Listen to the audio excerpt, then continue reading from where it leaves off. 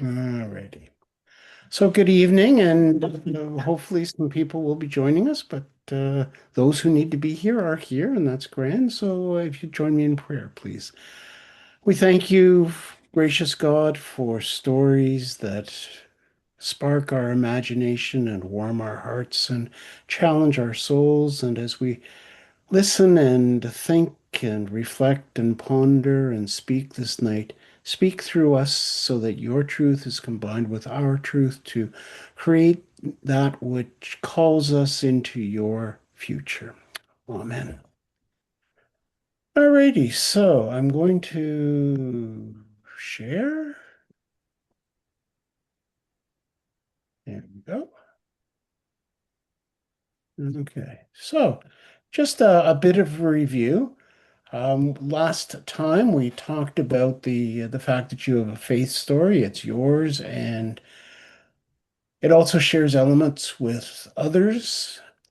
You can unpack and understand that story more deeply, and we can become more adept at recognizing its place in our life and speaking about it. And it's through our own faith stories that we are able to share faith with others.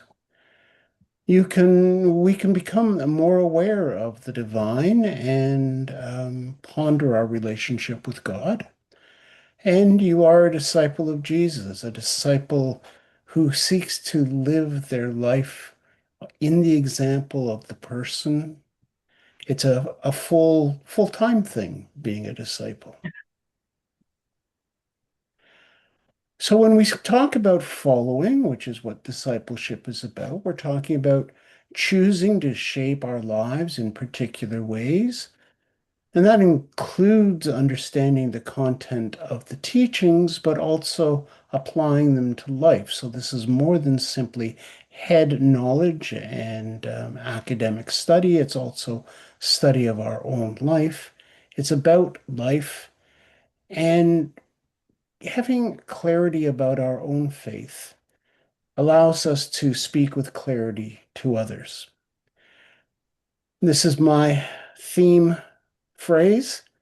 Always be ready to give an answer to those who ask about the hope that is in you, but do so with gentleness and respect.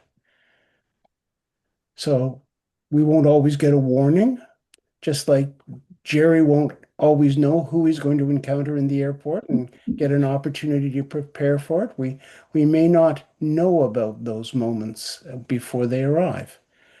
And it's the hope that's in you. You don't have to speak for anybody else other than yourself, and doing so gently and respectfully of the other person's journey and the other person's story. It's an invitation to treasure your life. It's a gift from God. It's a mystery. It's a mystery that is found in all aspects of daily living, and life itself is a gift of grace. And this was the other quote that we continue to go back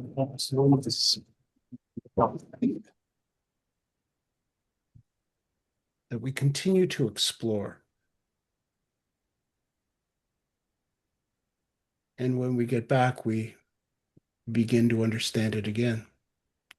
And we talked about the spiral, that our lives are a spiral that moves this way, and we return to the same story, the same moment, the same experience, and we are different, so we understand it differently. And so, discipleship is about life. It's about how it impacts our decisions and words and actions. And we talked a little bit about how we can use and employ our faith to think about our spiritual decisions. So, any questions about that before we move on into storytelling?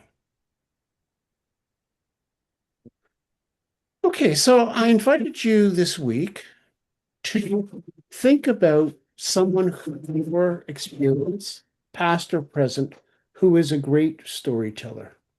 And I'm wondering if you were able to think of anybody and Stuart McLean that you want leaps to to mind. share. Stuart McLean leaps to mind. Stuart McLean. Okay. Yeah. Oh, yes. Anybody else? My grandfather came to mind. Okay. He was a great storyteller. I, I never met him, but my grandfather was also a really great storyteller by all accounts. Okay. Um, trying to, there was a,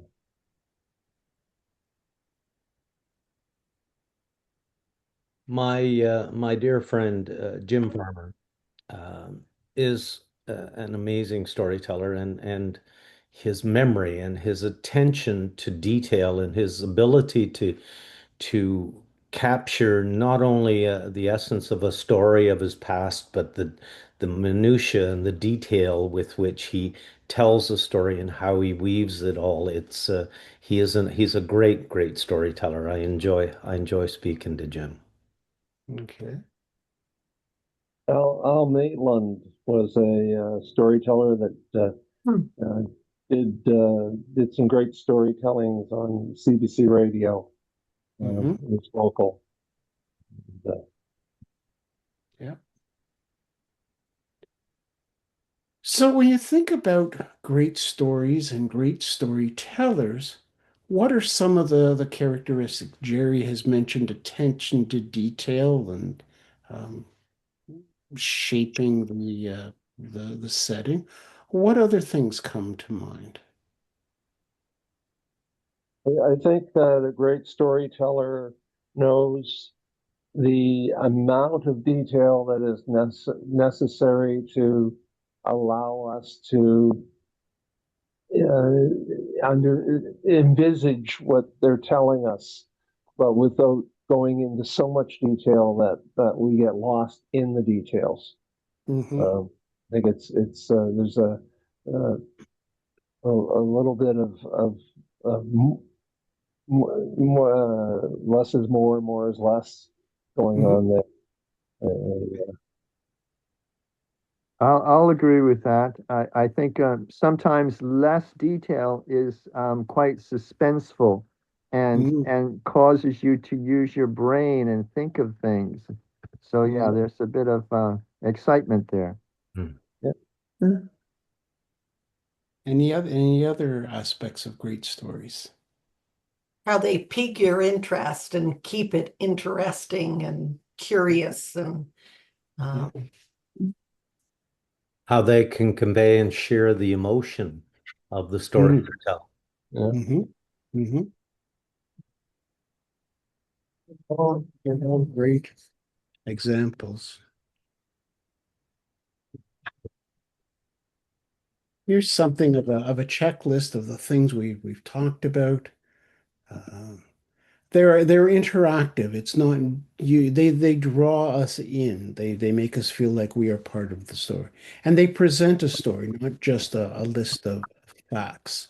John, can you call Devin? There's some imagination.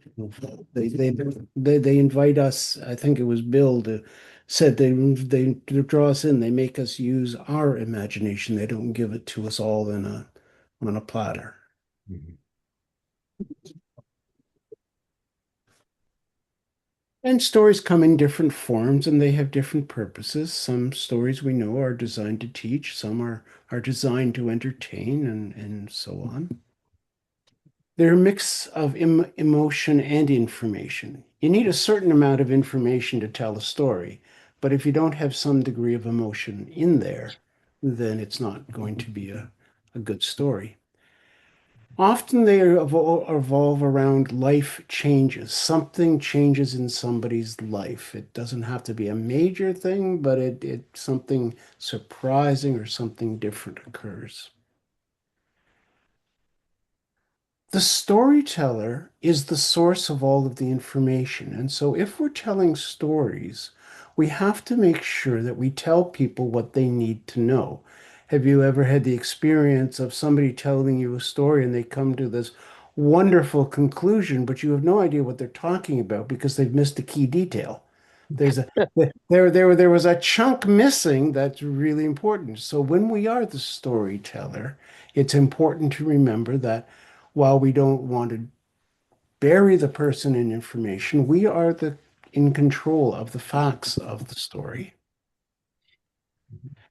And we want people to care. Have you ever tried to read a novel and you get a certain way through, you realize you just don't care about these people in this story. It's just not working because you haven't come to care.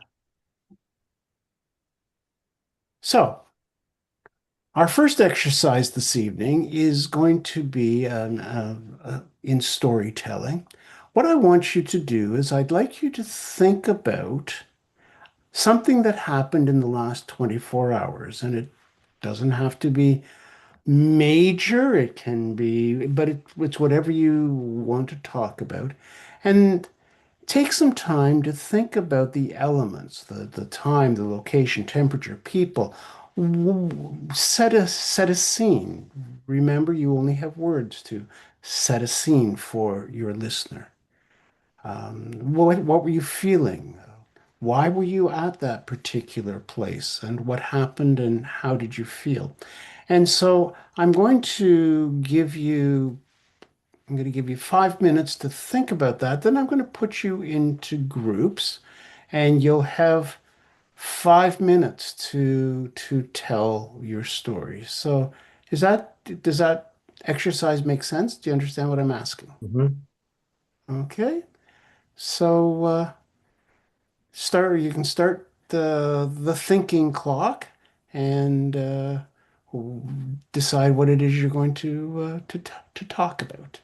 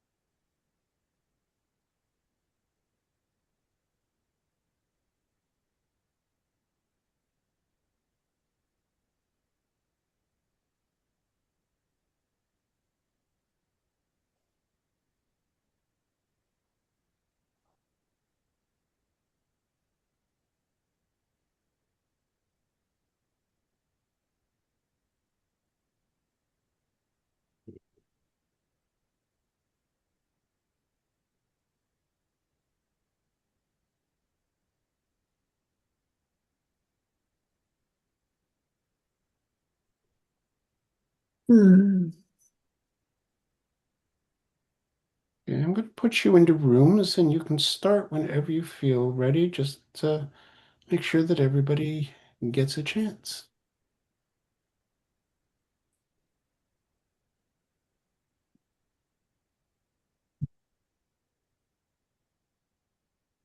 Hi. Oh, room two.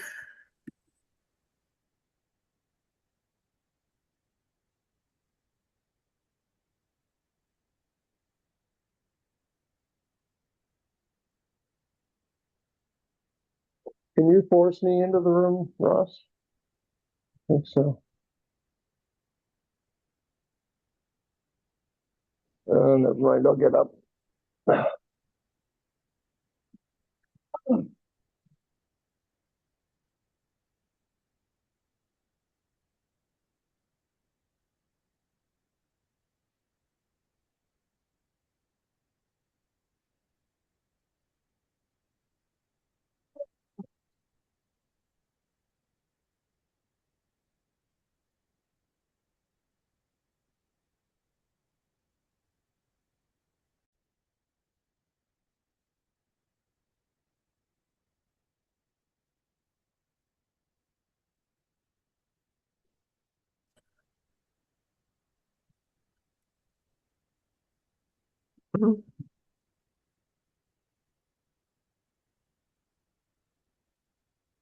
I don't think we talk enough, Jerry. We're always the first back. Well, there's only two of you and three of the others. There you are. Say, Oh, what it is. okay. That's what it is. Yeah. Yeah.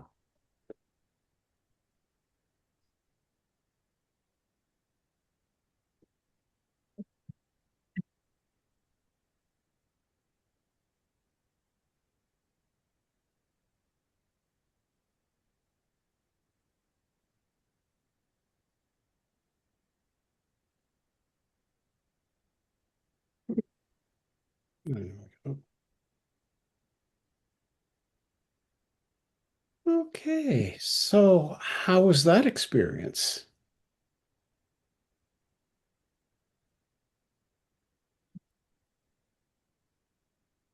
Ross asking me? No, well, he's asking all of us. Asking all of you. How was that experience? Another treasure. Okay. Yeah.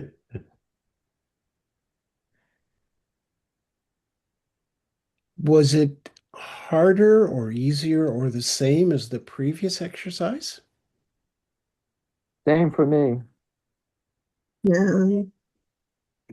Some ways, for me, it was a lot easier, but it was also a harder story to tell. Okay, fair enough. Yeah.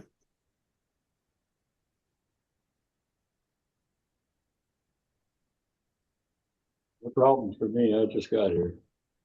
Yep. It's okay. No, Don't forget, I don't think we had any difficulty when Alda, did we? No, No? no. In telling our stories? No. Okay. No. Was there any sense of a positive emotion? Well, we both shared, I think, two very different stories. Winalda's was different from mine, but mine was a very positive story, and Hmm. it was a story of feeling called to help someone above and beyond what it is that I'm supposed to do in a Hmm. volunteer role at the airport, but seeing that a young woman and two children were able to have accommodation for the evening and not have to stay in the airport for the evening alone, and um,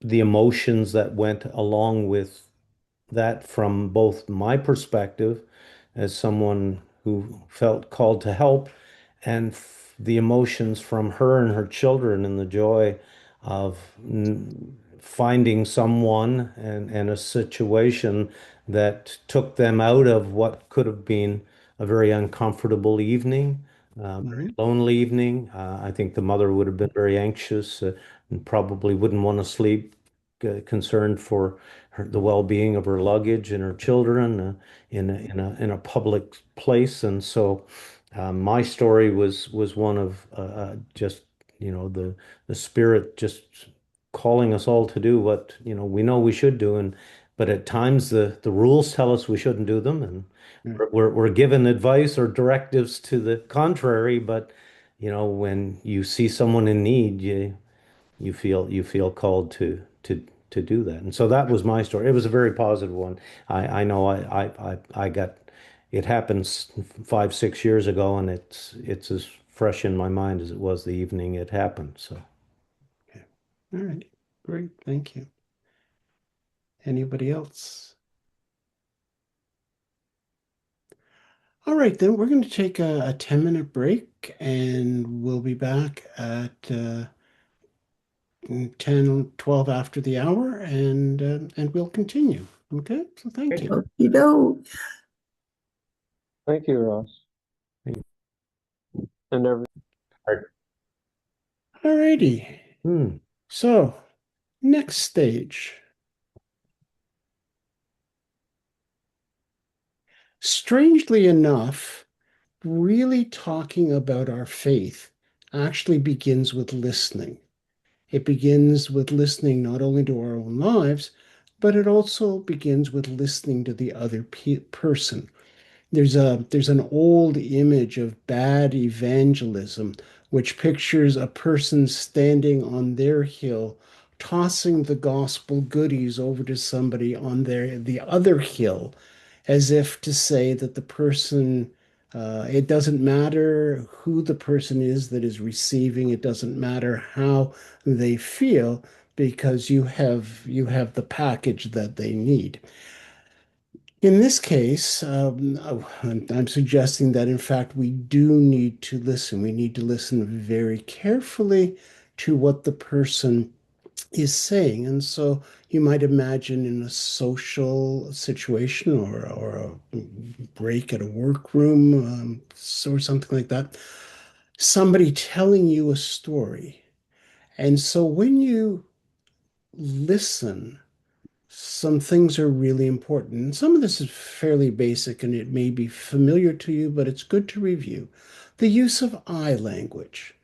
The fastest way to turn someone off is to talk about everybody as if you are everybody. So we talk about what is important and significant to us. We use I language.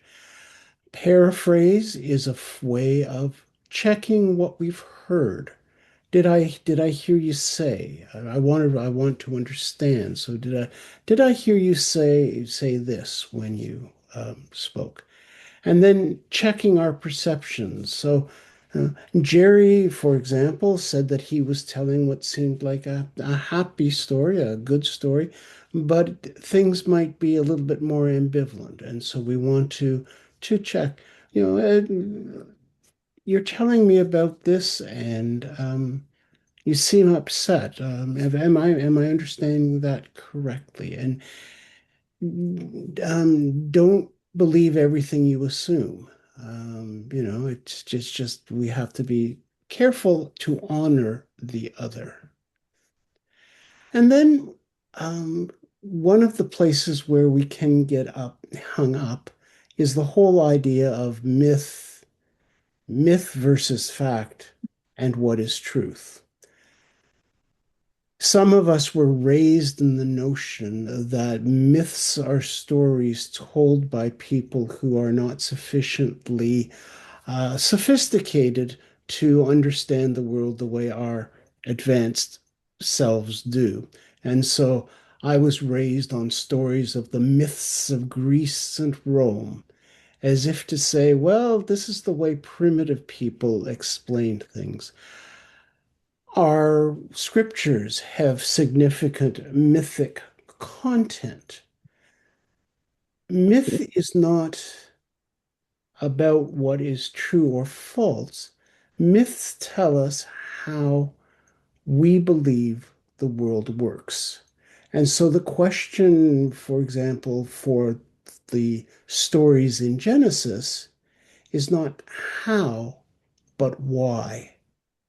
Why did people believe that God, the creator, would act in these ways? And so people were trying to explain the why of their lives, not so much the what. And we too have myths. Our society has myths. The myth that if you all you have to do is work hard and you'll get ahead. Mm. The myth that everybody has equal opportunity. And so on and so, you can think, if you think about it, we all have myths on which we base our lives. And so one of the questions when we're talking about faith and faith stories is, what is truth? That old question that Pilate put to Jesus, what is truth? What we're doing is we're talking about the truth of our lives. And it doesn't particularly matter in this context whether or not that truth can be verified. Truth and fact are not the same thing. Our society, for a lot of reasons, has bought into the notion that truth and fact are equal. Indeed, they are not. There are things that are true which cannot be proven as fact. For example, the plays of Shakespeare. We return to the plays of Shakespeare over and over again, not because, for example, the historical dramas are true in terms of the historical record, but there is truth there about the interaction of human beings and the destiny of nations and so on. This is the truth that we're talking about when we tell stories. And in fact, there's an intersection of stories going on when you tell somebody a faith story. There is my story. Assume I'm telling the faith story. There's my story, but it also intersects with your story. And for Christians, it intersects with the story we see in Jesus. And that leads us to something that we might call truth, God's truth. So we're going to try another story. This time I'm going to invite you to talk about the last time you really felt moved in worship. Imagine that you're describing it to somebody who wasn't there. Same questions that we asked before, the elements of time and location and temperature and so on and so forth, the feelings. How were you feeling at the time? What happened and how did you feel during that? And so why did you uh, feel moved in worship? And so once again, we'll give you a few minutes to figure out what it is you're going to say and construct that. And I'm going to change the rooms around a little bit so that we'll have the Port Wallace folk talking to one another because they're all there in the room, and we'll change the other rooms around. Any questions about any of that?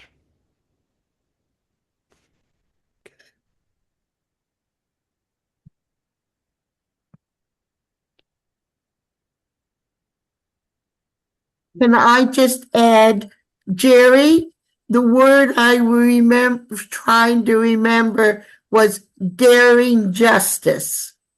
That's what you were doing. Daring justice. Daring justice, yes. Glad you found that.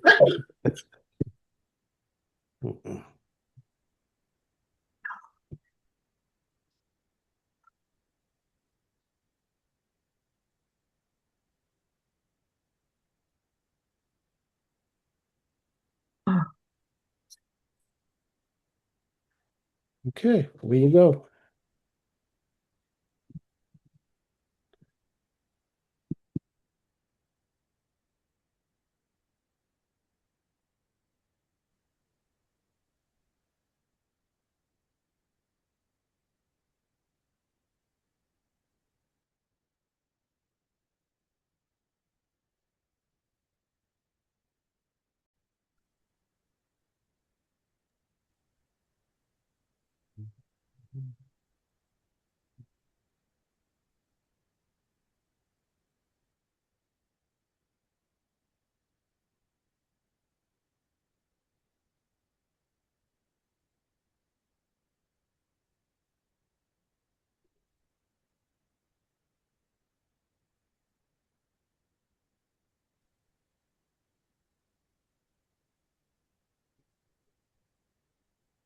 Okay. So what kind of words did you use to describe the feeling you had when you were inspired in worship or moved by worship? What kind of words did you use to help your listening partner get the message?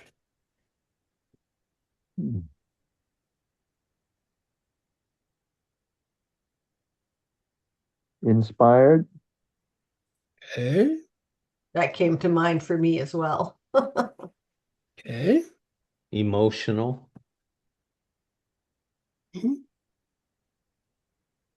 It's definitely emotional. Very emotional. Okay. And how did you convey that sense of emotional?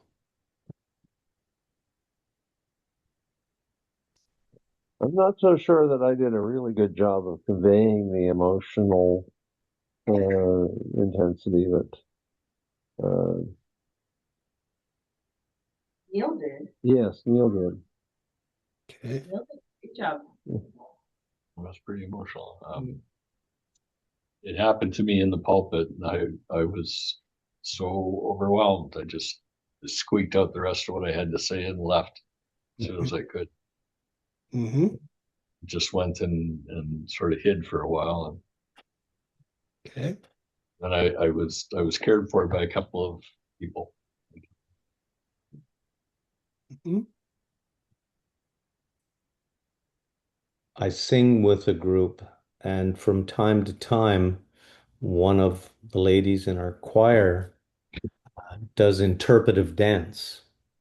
And I've told Vicky on more than one occasion that when our group are singing and giving our offering to the congregation, I'm watching Vicky and how she is interpreting by way of dance the words we're singing, and I get so taken up in what she's offering that I lose my own place singing.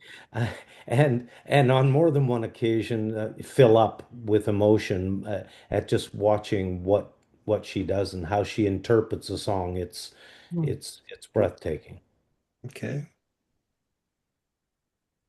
I think it's interesting how we talk about emotion filling us up, that we're a vessel and that we can be overflowed. Mhm. It's a good image, really. Completely agree. Mhm.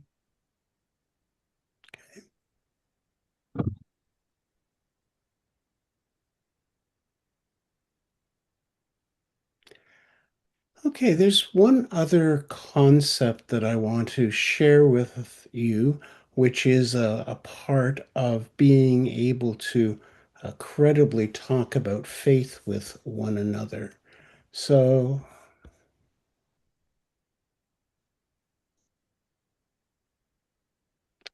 now, I don't know, some of you may or may not be familiar with this model. The What it attempts to do is address the reality that, particularly in churches like ours, we may not be all that good about talking about our faith, so that we may not realize just how different we are. Until we actually talk with one another, we may not know, we can't know one another's story. So here are some of the ways in which people come into faith and journey in faith in traditions like ours. For many people, their way into the community of faith was being nurtured in a Christian home or faith community. They maybe can't remember a time when they weren't part of the church, and so it's always been part of their life. That's the nurture of the community. For some folk, it's an emotional experience of rebirth, what is sometimes called a Damascus Road experience. They can identify a time and a location where prior to that they did not feel they had faith, and after that they felt they had faith. Then there's the group of people for whom Christianity and makes sense of the world. They've been looking for, or consciously or not, they've been trying to find a way that makes sense of all of the stuff that happens in the world. And Christianity just has everything fall into place. And if the fourth group of folk who come into the church are people who encounter these folk called Christians doing something in the world. It might be at the food bank, it might be at a rally, it might be at some other sort of event, and they are so drawn by what they experience in these folk that they want to learn more. Tell me more. I want to know what it is that makes you who you are. And so they come into the community in in that way.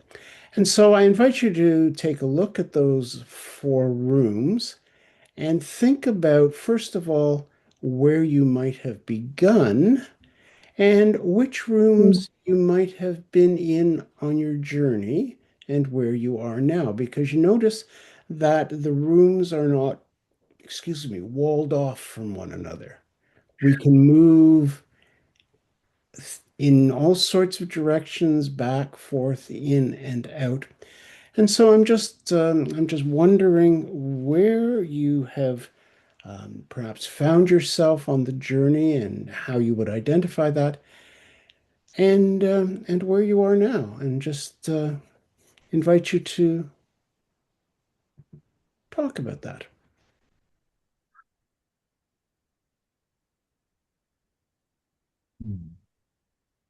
because this too is a form of faith sharing.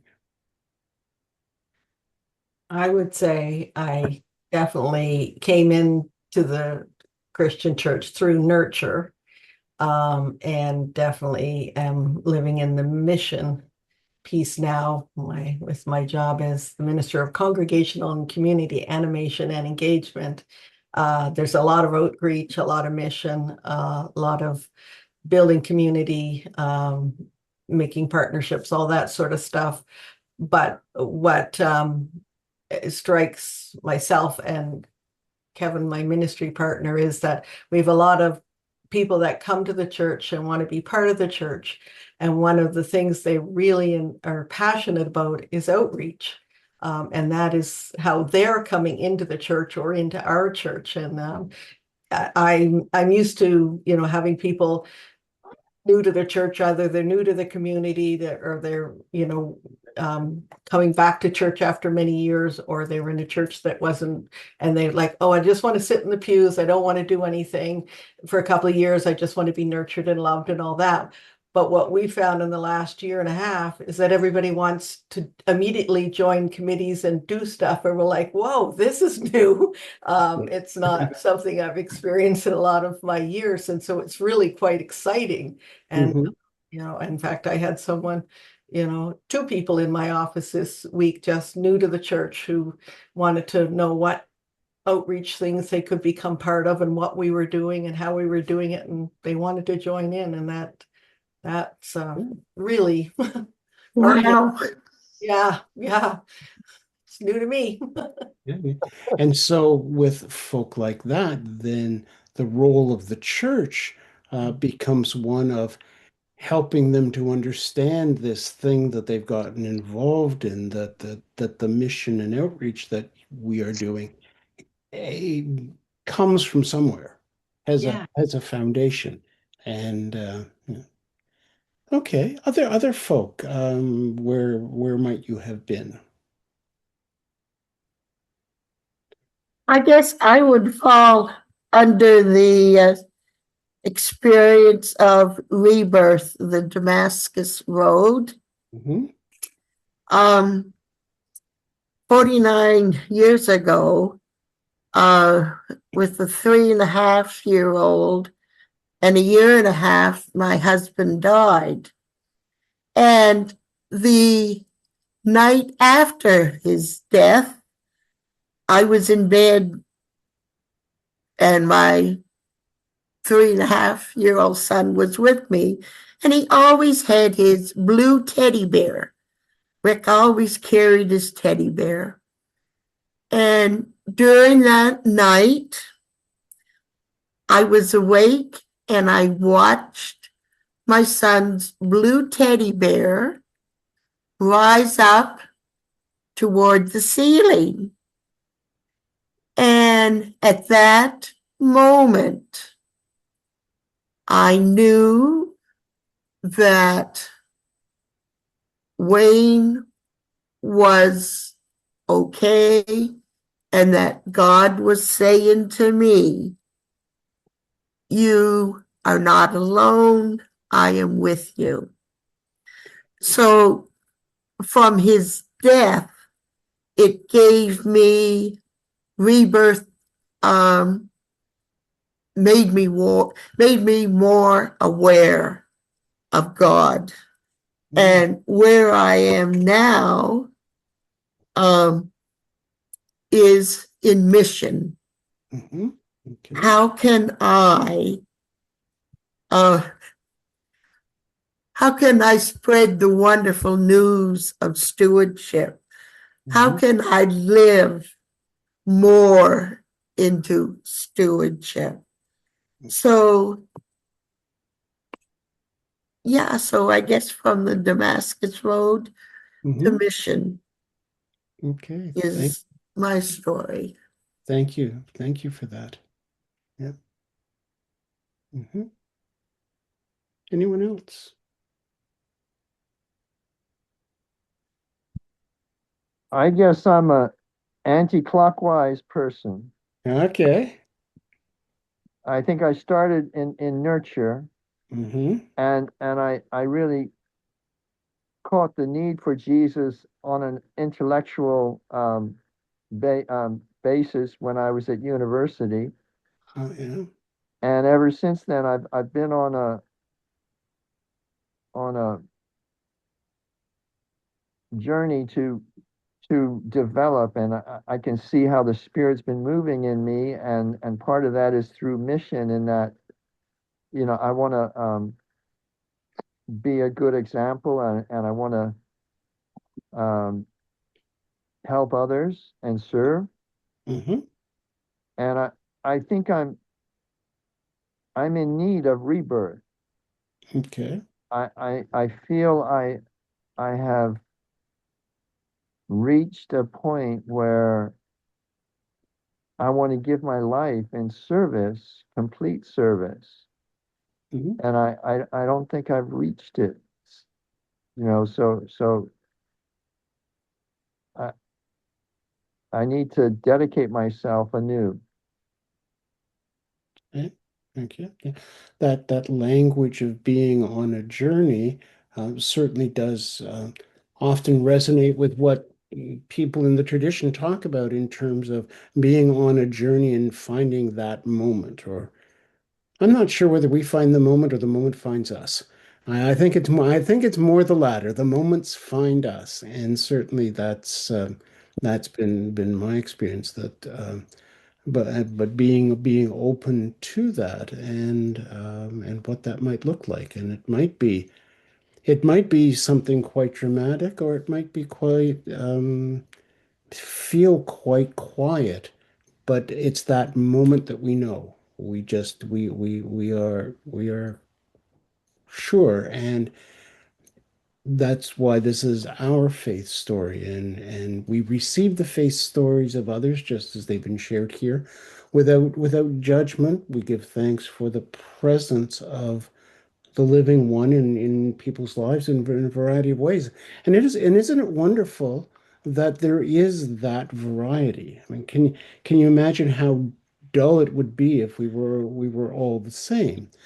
But we also know we also, on the other side, we need to exercise a degree of caution that we are not expecting everybody to be the same. So if I can go back to the folk that Beth spoke of, one of the things that we do in the church is we act as if everybody's been nurtured there and been around there all the time and knows all the language and all the lingo and what we do and why we do it.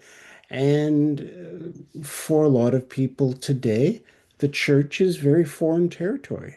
They're interested, they're attracted, they're drawn, but we talk our own language and we do weird things, and that's okay, but sometimes you need a program to know what's going on. Like well, okay, we're coming into the season of Christmas carols, but seriously, how often in our society does a random group of people get together and sing?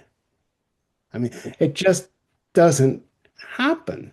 And yet we do it on a regular basis. And so even those basic things are are part of the being nurtured that we might assume that somebody else doesn't have. And so we need to be careful not to turn our experience into some sort of prerequisite.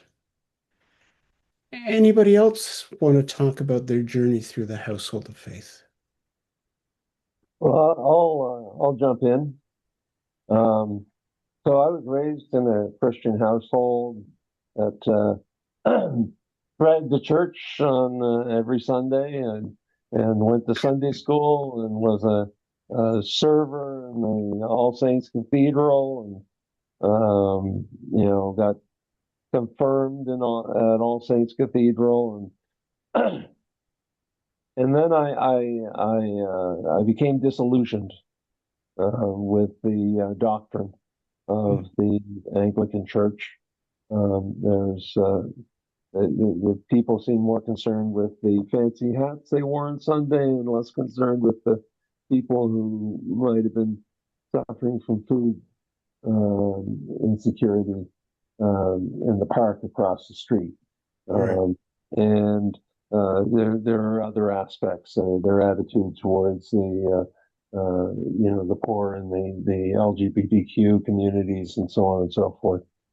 And so, my mid-teens, I abandoned the church, and it wasn't until I was in my late 40s and I was dealing with a bunch of medical issues, and my wife had left me, and I was really I recognized the need in me for community, and so I mentioned that to my friend Neil, and he invited me to come to Port Wallace and check it out, and I came, and it was a really good experience, a welcoming congregation. There are a number of people that stand out in my mind as people that really made me feel welcome in that community, and but that wasn't really necessarily what made me stay. Although certainly the sense of community was a big part of it, but also I felt a need to be part of a mission, to be part of doing outreach, to be part of the mission of the church, and I felt that not only did Christianity offer me sort of the intellectual scaffolding to work with, but it also the United Church in particular. I was the social justice aspects of that of our denomination and the work that we do as a church is important to me as well on an intellectual level. So kind of made the full circle. Yep. Uh, And we may sometime we don't necessarily just go around the circle once. Okay. yeah. Because I mean I'm a believer in the reality that we may have several moments of rebirth, that a rebirth isn't necessarily just a one and a done. So yeah. So thank you. Okay, so that's a little bit about telling our faith stories as part of our discipleship, that there are people in your life who are interested in what's real for you. And we know the evidence is overwhelming that the connection to faith is made in its most credible and effective fashion when it comes from somebody we trust, somebody we know, a neighbor, a friend, a relative. Um, the research, the statistics are overwhelming that the gift that you have in the story that the Spirit has been enacting in you throughout your life and continues to be enacted is a really important gift. And You have what you need. You continue to grow in whatever ways, but you have what you need to share the reality that has touched your life. And you don't need to be afraid of that. And I invite you to continue to practice it. Mhm. Looking ahead to our next module, Dr. David McLaughlin, who teaches New Testament at the Atlantic School of Theology, will be looking with us at what the Bible actually says about the Christmas stories, the Christmas narratives.